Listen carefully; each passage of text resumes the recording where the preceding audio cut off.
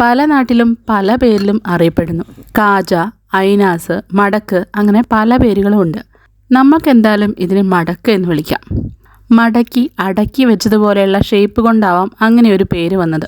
എന്തായാലും സംഭവം ഉണ്ടാക്കാൻ വളരെ എളുപ്പമാണ്. അതിനായിട്ട് 1 കപ്പ് മൈദ, ആവശ്യത്തിന് ഉപ്പ്, 1/4 table spoon baking soda, 3-4 spoon oil, പിന്നെ ഇത് ചപ്പാത്തി മാവ് പോലെ കുഴയ്ക്കാൻ ആവശ്യമായ വെള്ളവും.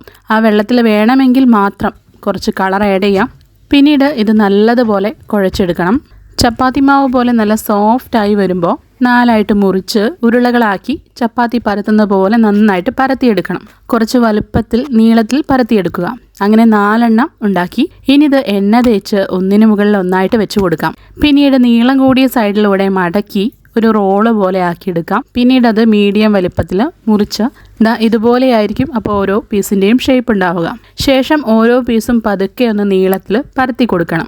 ഇപ്പോൾ മടക്കിൻ്റെ ഷേപ്പിലായി മാറും. അങ്ങനെ എല്ലാ പീസസും മടക്കാക്കി മാറ്റി ഇനി ഇത് ഇട്ട് വെക്കാനുള്ള ഷുഗർ സിറപ്പ് തയ്യാറാക്കാം. കുറച്ച് വെള്ളത്തിലേക്ക് 1/2 കപ്പ് പഞ്ചസാര ചേർത്ത് കുറച്ച് ഏലക്കാപ്പൊടിയും ചേർത്ത് ഷുഗർ സിറപ്പ് തയ്യാറാക്കാം. ഇനി ഈ മടക്കുകൾ ഓരോന്നും എണ്ണയിലിട്ട് ഫ്രൈ ചെയ്തെടുക്കണം.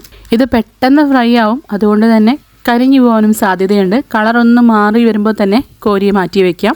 ശേഷം ആദ്യം തയ്യാറാക്കി വെച്ച ഷുഗർ സിറപ്പ് മടക്കിൻ്റെ മേലേക്ക് ഒഴിച്ചു കൊടുക്കാം. 15 മുതൽ 20 സെക്കൻഡ് വരെ മാത്രം ഈ ഷുഗർ സിറപ്പിൽ ഇത് വെച്ചാൽ മതി. അതിനുശേഷം മടക്കുകൾ ഷുഗർ സിറപ്പിൽ നിന്ന് മാറ്റി വയ്ക്കാം. കുറച്ചു നേരം മാറ്റി വെച്ചാൽ തന്നെ മടക്കിൻ്റെ പുറം ഭാഗമെല്ലാം ഷുഗർ സിറപ്പ് കോട്ടായിട്ട് നല്ല തിളക്കമുള്ളതായി മാറും. അതുപോലെ തന്നെ നല്ല മധുരമുള്ളതായി മാറും. അങ്ങനെ വളരെ ടേസ്റ്റിയായ മടക്കുകൾ റെഡിയായി.